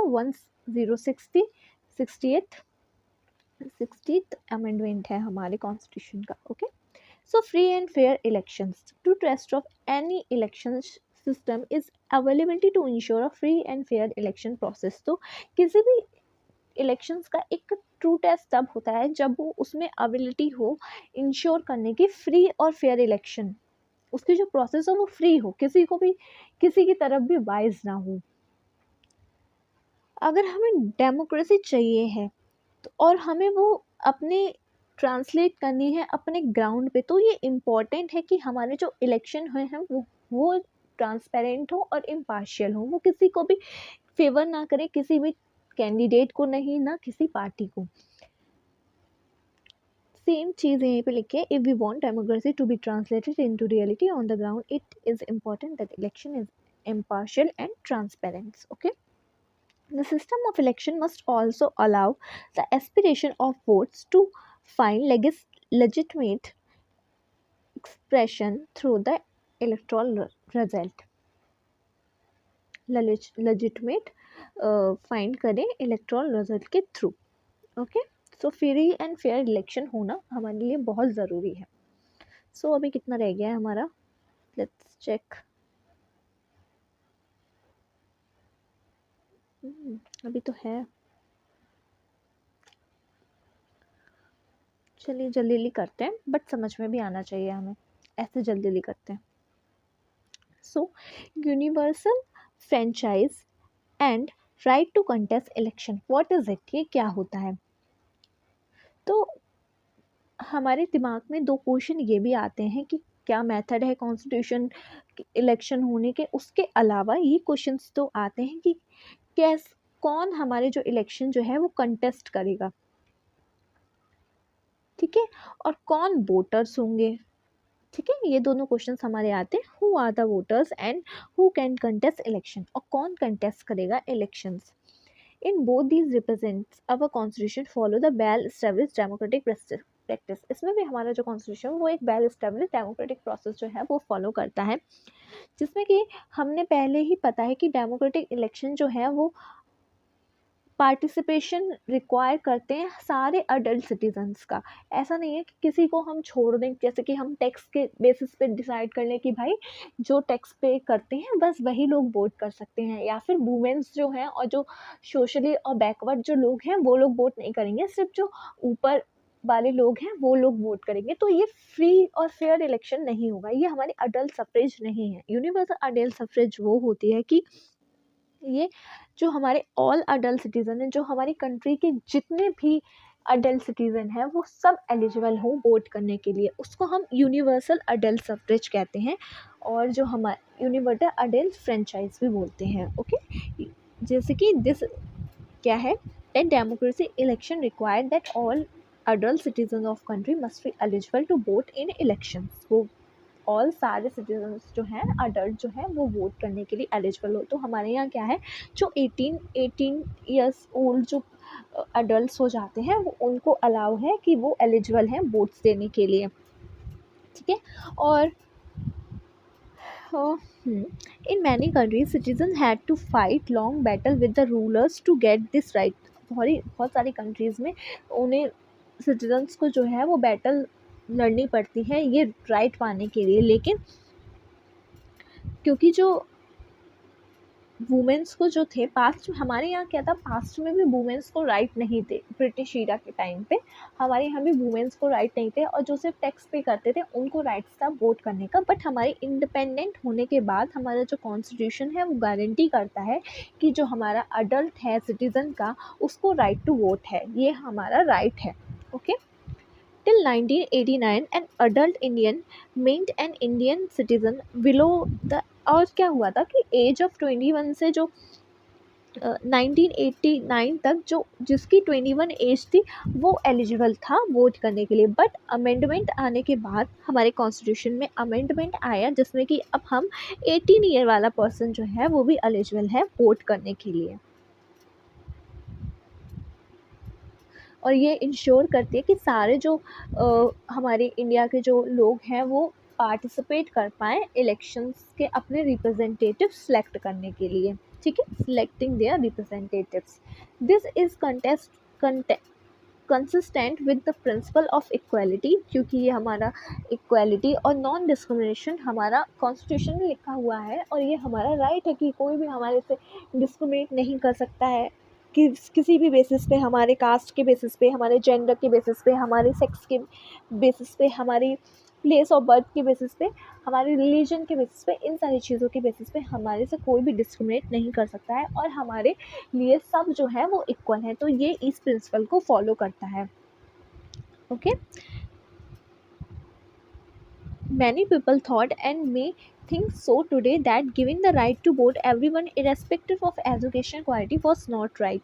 और बहुत सारे लोग ऐसे सोचते हैं कि अगर हम किसी को भी बहुत सारे ऐसे लोग हैं, अगर हम उनको राइट टू वोट दे रहे हैं बल्कि उनकी कोई एजुकेशनल क्वालिटी नहीं है, वो उनकी कोई क्वालिटी नहीं है एडुकेशन के रिलेटेड, मतलब हम एक इलिटरेट को भी राइट देते हैं कि वो कंटेस्ट कर सकता है इलेक्शन। तो बहुत सारे लोग का ये कहना है कि भाई ये इर्रिस्पेक्टिव है, भाई ऐसे आप किसी को भी, हर किसी को राइट दे दिया, ये तो ठीक नहीं है ना, पढ़े लिखे लोगों को राइट देना चाहिए। बट हमारा कॉन्स्टिट्यूशन जो है वो बिलीव करता है ability and birth of all adult citizen as equal, कि हमारे जो सारे सिटीजन हैं, चाहे वो इलिटरेट हो चाहे वो नहीं, चाहे वो लिटरेट हो, सब हमारी नज़र में एक है, और सबको राइट है अपना जो रिप्रेजेंटेटिव है वो चुनने का। ठीक है। What is true of the right to vote is also true to right to contest, जो कि जैसा कि राइट टू वोट था हमारा, वैसे ही हमारा राइट टू कॉन्टेस्ट भी हर एक सिटीज़न का राइट है कि हर एक सिटीज़न खड़ा हो सकता है अपना कंटेस्ट करने के लिए, इलेक्शन कंटेस्ट करने के लिए, रिप्रेजेंटेटिव्स पीपल का बनने के लिए। बट इसके लिए एक मिनिमम एज जो है वो रिक्वायर्ड है इलेक्शन कंडक्ट करने के लिए। जैसे कि एग्जाम्पल जो हमारे लोकसभा के इलेक्शन है उसमें एटलीस्ट मेंबर को 25 ईयर ओल्ड होना चाहिए। ठीक है। और और कुछ अदर भी रिस्ट्रिक्शंस होती है। For instance there is a legal provision that a person who has undergoing imprisonment for 2 or more year for some offence is disqualified from contesting elections. और ये भी है कि भाई जो एक प्रिजन में इम्प्रिजनमेंट जो 2 साल के लिए है उसको क्या कहते हैं, 2 या 2 साल से ज़्यादा है, उसको हम इलेक्शन कंटेस्ट करने के लिए डिस्क्वालीफाई कर देते हैं। क्योंकि अगर भाई हम क्रिमिनल्स को अपने यहाँ इलेक्शंस में खड़ा करने लगे तो that's not good for our democratic India. Okay. In this sense our system is open to all citizen. इस सेंस में हमारा जो सिस्टम है वो कुछ लिमिटेशंस हैं, कुछ रिस्ट्रिक्शंस हैं, जैसे कि एज, मिनिमम एज रिक्वायर्ड है, और कुछ और लिमिटेशंस हैं, qualification types, but educational qualification ऐसे नहीं है एज सच, जिससे कि हमारे जो इलेक्शंस होते हैं वो जो कंटेस्ट कर सकते हैं। अब हमारा इंडिपेंडेंट इलेक्शन कमीशन, अब जो हमारी जो बॉडी है जो हमारे रूल्स लाए, कौन हमारा कंटेस्ट कर रहा है इलेक्शन, कैसे हमारे कंटेस्ट होंगे इलेक्शन, क्यों, क्या क्या जो इलेक्शन कमीशन बॉडी है वो हमारी सिंबल प्रोवाइड करती है, फ्री और फेयर इलेक्शन कंटेस्ट करती है। अगर वो इंडिपेंडेंट नहीं है, अगर वो किसी पार्टी के इन्फ्लुएंस में है, अगर भाई उसके पास ऐसा फोर्स कर दिया जाए कि आपको इलेक्शन कंटेस्ट करना, आपको ये करवाना है, और जो मेजॉरिटी में पार्टी हो, जो जिसकी गवर्नमेंट हो, वो तो उस पर फोर्स करे कि अगर तुम नहीं कराओगी तो हम तुम्हारी जॉब जो है वो तुम्हारी मतलब जो जो कैंडिडेट उसके जो मेंबर्स हैं कि अब हम तुम्हें इससे तुम्हारी जॉब से डिस्क्वालीफाई कर देंगे। तो ये भी एक हमारी फेयर इलेक्शन ऐसे हमारे नहीं हो पाएंगे, क्योंकि वो कैंडिडेट उस गवर्नमेंट को फेवर करेंगे जिससे कि उनकी जॉब जो है बरकरार रहे। इसलिए हमारी एक इंडिपेंडेंट इलेक्शन कमीशन होना बहुत इम्पोर्टेंट है। सेम चीज़ें यहीं पर यही लिखी है, India ensure the free and fair election system and process, the most important among is that the election of independent election to supervise and conduct election. जो हमारी इंडिपेंडेंट एक बॉडी है वो हमारी सुपरवाइज करती है और इलेक्शन कंडक्ट करती है। ये आर्टिकल है, सेम थिंग यहीं पे लिखी हुई है। The superintendent direction and control of preparation of electoral rolls for and the conduct all election, parliament and legislature every state, and elections of office of president, vice president held under constitution shall वैसे the commission such as election commission. तो हमारा article 324 कहता है कि हमारे जो election है उसको कंटेस्ट करने, उसका जो डायरेक्शन और उसको कंटेस्ट करने के लिए कंट्रोल करना, उसको सुपरवाइज करना, ये हमारी एक ऐसी इंडिपेंडेंट बॉडी करनी चाहिए जो हमारे पार्लियामेंट के, स्टेट लेजिस्लेचर के, लेजिस्लेटिव असेंबलीज के, और क्या कहते हैं हमारे वाइस प्रेसिडेंट, प्रेसिडेंट, इन सब के जो इलेक्शंस जो हैं उसको सुपरवाइज वगैरह करने चाहिए। तो उसके लिए हमारी एक इंडिपेंडेंट बॉडी होनी चाहिए जो कि हमारे कॉन्स्टिट्यूशन में है, इलेक्शन कमीशन। सेम चीज़ यही लिखी है कि उसको सुपरवाइज करना चाहिए, कंडक्ट करने के लिए सुपरिंटेंडेंस होना चाहिए। और जो हमारी सुप्रीम कोर्ट है, the election commission are decisive role in virtually everything to do with elections। Election commission कुछ भी, जो भी इलेक्शन से रिलेटेड वर्क है वो इलेक्शन कमीशन के ही अंडर आता है, और सुप्रीम कोर्ट भी इस इंटरप्रिटेशन के कॉन्स्टिट्यूशन के लिए एग्री है। और इलेक्शन कंडक्ट करने के लिए वहाँ पे एक चीफ इलेक्टोरल ऑफिस होना चाहिए हर एक स्टेट में। और इलेक्शन कमीशन जो है वो रेस्पॉन्सिबल नहीं है लोकल बॉडीज़ के जो इलेक्शन होते हैं पंचायती राज वगैरह के, उसके लिए हमारी जो है वो इलेक्शन कमीशन वो है वो नहीं कंडक्ट कराती है। उसके इलेक्शन जो है वो हमारी स्टेट इलेक्शन कमिश्नर जो है वो इंडिपेंडेंटली कंडक्ट करती है। ठीक है। और इलेक्शन कमीशन का जो वो क्या कहते हैं, या फिर तो वो एक सिंगल मेंबर हो सकता है या फिर एक मल्टी मेंबर बॉडी हो सकती है।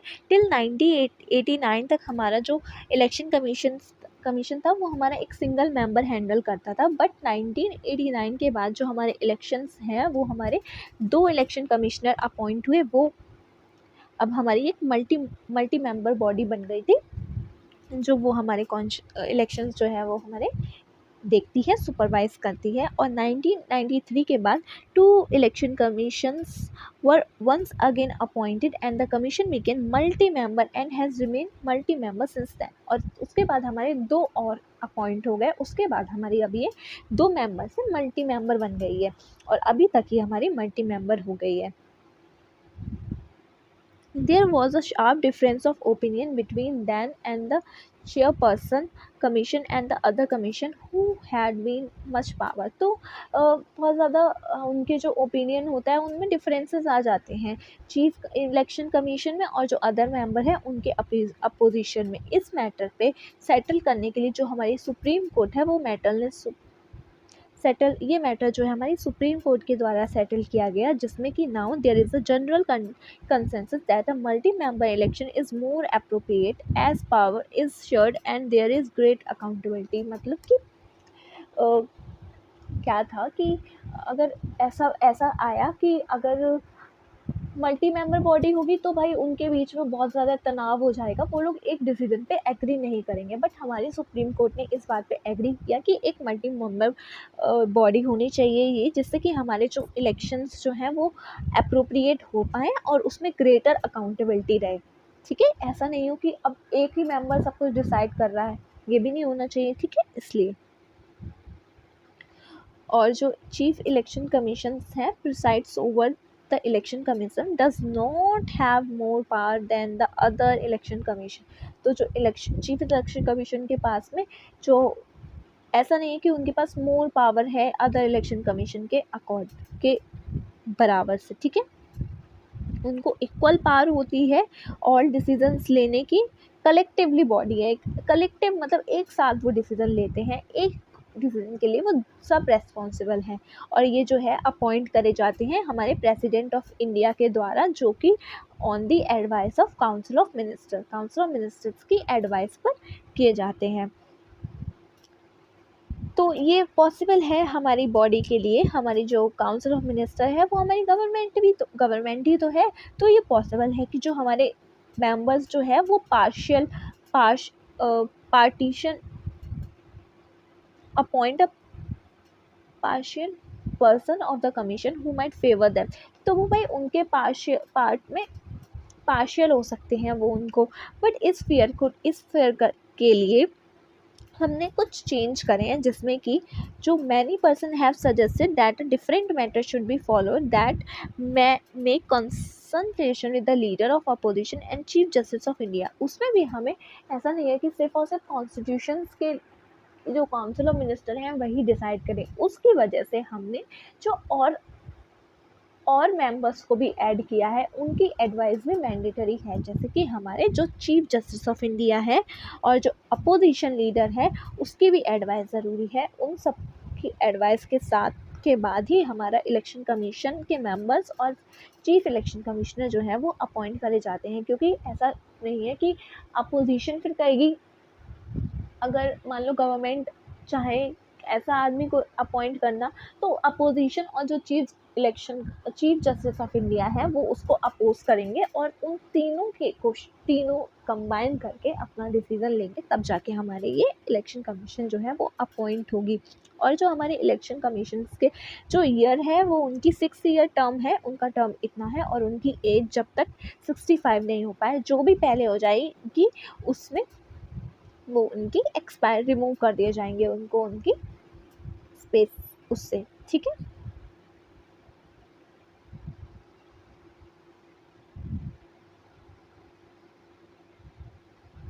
और क्या होता है हमारी ये जो वो है ना डेट जो है कि कितना टर्म होना चाहिए और कितने मेंबर कितनी एज तक होने चाहिए, ये जो अभी हमने पढ़ा है ना, ये कितनी कितनी टर्म्स के लिए की इनकी एज जो है वो 65 एज तक ही अपॉइंट कर सकते हैं। तो वो हमारे अगर हमारा पार्लियामेंट चाहे, जो कि बोथ हाउसेस जो कि हमारी लोकसभा और राज्यसभा दोनों को इंक्लूड करता है, अगर वो चाहे तो हमारी जो ये वो भी स्पेशल मेजोरिटी के साथ में हमारा कर सकता है, चेंज कर सकता है, आगे बढ़ा सकता है। It is done to ensure that ruling party can not remove C who refuse to favour. ये इसलिए किया गया है जिससे कि रिमूविंग पार्टी जो है वो हमारी जो उनको फेवर ना करे उसको हटा दे, मतलब एक फेयर डिसीजन रहे।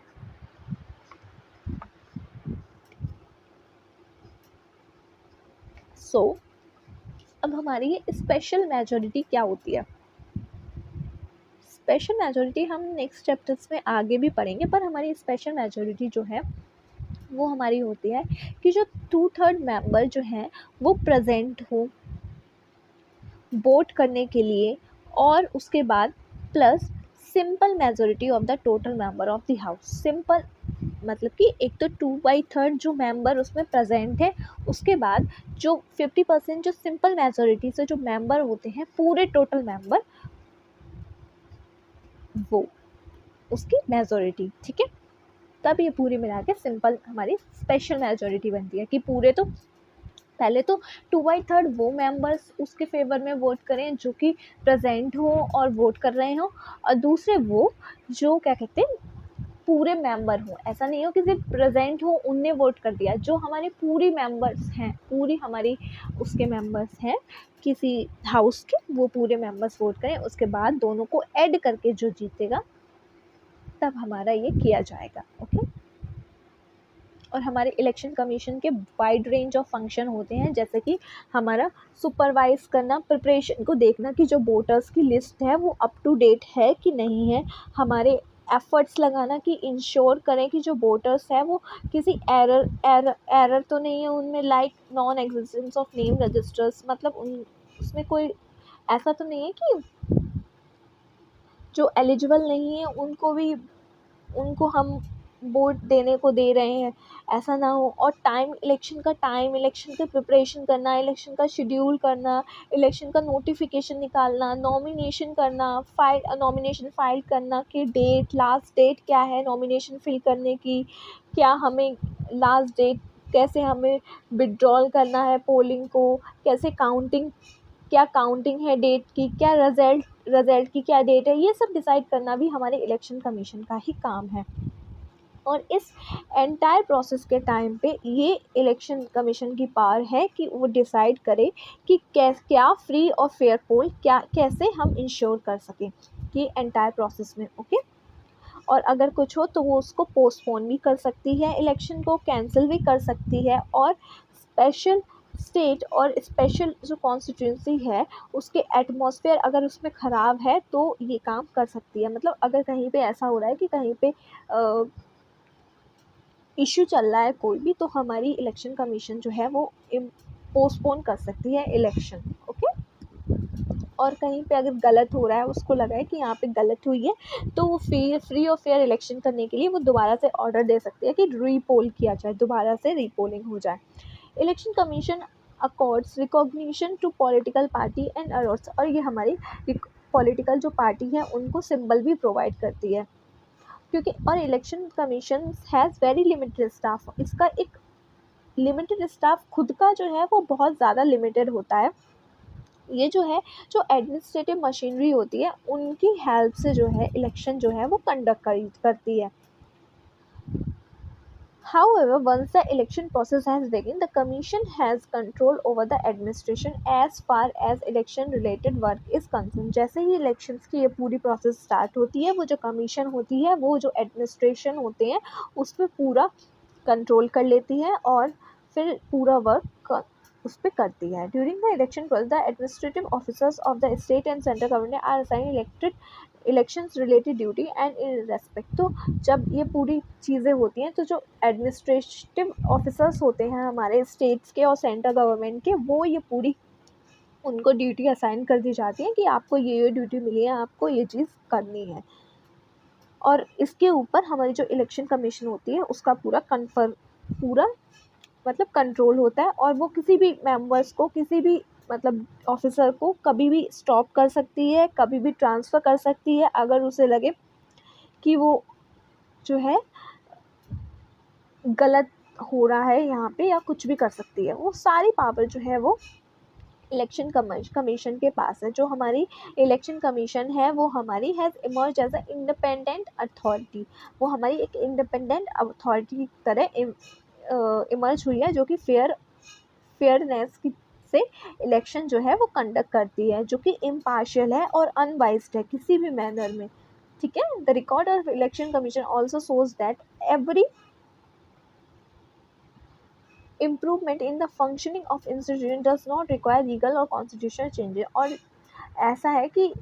ऐसा नहीं है कि अगर इलेक्शन कमीशन को कुछ करना है, पोस्टपोन करना है, कुछ करना है, तो उसको एक लीगल वो फ्रेमवर्क चाहिए कि भाई ये नहीं कर सकती, या फिर कॉन्स्टिट्यूशनल चेंज करना पड़ेगा, ऐसा कुछ नहीं है। वो अपने आप कर सकती है क्योंकि वो बहुत ज़्यादा इंडिपेंडेंट है और असर्टिव है। Till 25 year age. This is not because the power and constitutional protection of election commission has increased। ये इसलिए नहीं है क्योंकि हमारी जो इलेक्शन कमीशन की जो पावर है वो इंक्रीज हो गई है, बल्कि the election has started using more effectively the power, it's also the constitution। क्योंकि हमारे इलेक्शन कमीशन जो है अपनी पावर जो है मोर इफेक्टिवली स्टार्ट कर दिया उसने यूज़ करना, जैसे हमारे कॉन्स्टिट्यूशन में लिखा हुआ था हमेशा से ही। ओके, सो अब देखते हैं कितना रह गया भाई। बस अब थोड़ा सा ही रह गया है, 1 2 3 पेजेस रह गए हैं, बस ख़त्म है। सो जो 1951 और 1952 से हमारे जो इलेक्शंस जो हुए हैं वो लोकसभा के, वो हमारे इलेक्शन कमीशन ने ही कराए हैं, तो इसलिए उसको कभी कभार बहुत डिफ़िकल्ट हो जाता है इलेक्शन कंडक्ट कराना हमारी इलेक्शन कमीशन के लिए ऐसी एरिया में जहाँ पे क्या कहते हैं मिलिटेंसी अफेक्टेड एरिया है, जैसे कि असम, जम्मू एंड कश्मीर, पंजाब, कुछ भी डिफ़िकल्टी फेस कर रहे हैं, तो हमारी इलेक्शन कमीशन क्या करती है, हमारे इलेक्शन जो है वो पोस्टपोन कर देती है। और जैसे कि हमारे एक्स प्राइम मिनिस्टर जो कि 1981 में जिनका एसिनेशन हो गया था, राजीव गांधी सर, तो उनकी तब हमारी इलेक्शन कमीशन ने क्या कहते हैं दोबारा से इलेक्शंस कंडक्ट करने थे। और क्या कहते हैं कभी गुजरात असेंबली के टाइम पे जब डिज़ोल्व हो गए, जो असेंबली जो है डिज़ोल्व हो गई थी, तब हमारी इलेक्शन कमीशन ने फाइंड किया था कि अभी जो है इलेक्शन कराना, इमीडिएट इलेक्शन होल्ड करना फ्री एंड फेयर पॉसिबल नहीं है, तो उन्हें पोस्टपोन कर दिए थे। इसके हमारी सुप्रीम कोर्ट जो है इसके डिसीजन को भी अपहेल्ड किया है हमारी सुप्रीम कोर्ट ने। ओके, सो नाउ अब आता है इलेक्टोरल रिफॉर्म्स।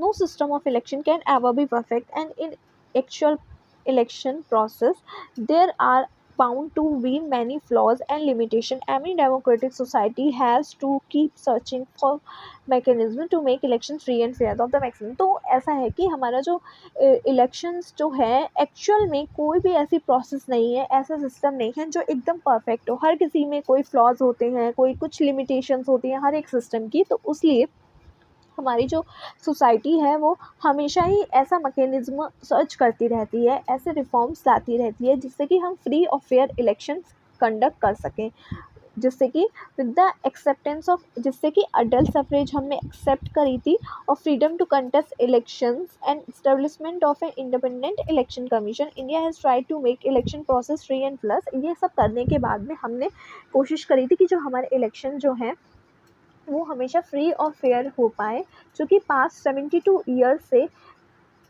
बहुत सारे स्ट्रगल आए, बहुत सारे रिफॉर्म्स आए हमारे उसमें। Election commission, political parties, various independent groups and many scholars have come up with proposal for election reform, जिसमें कि हमारे बहुत सी इंडिपेंडेंट पार्टी, पॉलिटिकल पार्टीज जो हैं वो बहुत सारे रिफॉर्म्स के साथ आई हैं, जिससे कि हम अपने चैप्टर में डिस्कस करेंगे।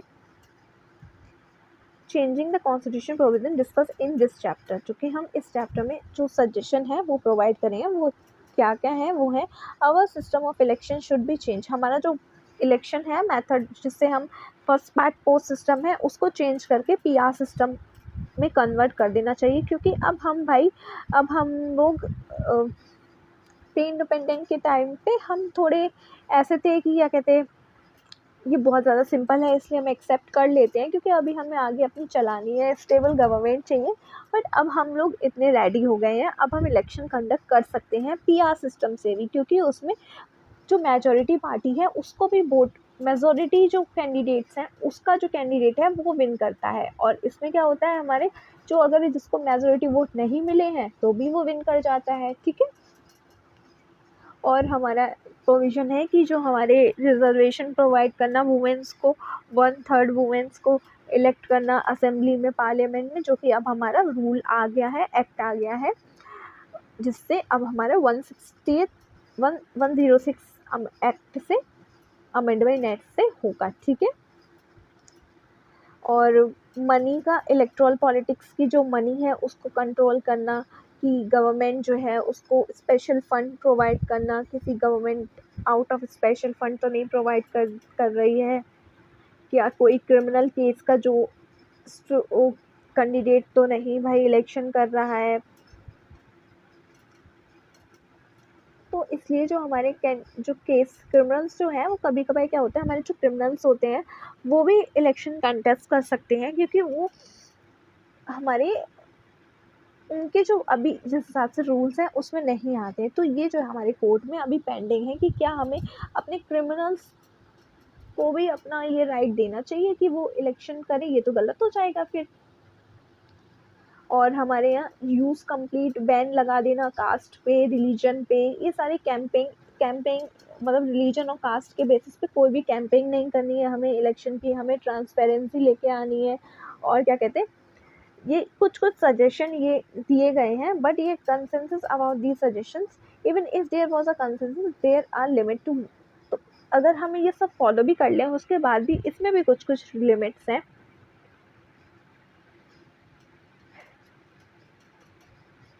But free and fair elections conduct करने के लिए हमें candidate party and those involved the elections process agree to abide by spirit of democratic competition तभी अंडर कर सकते हैं अगर हमारे जो कैंडिडेट जो हैं वो और पार्टीज जो हैं वो एग्री कर जाएं स्पिरिट ऑफ डेमोक्रेसी कंपटीशन में. Apart from legal reform there are 2 other ways of ensuring that election reflect the expectations and democratic aspiration of the people.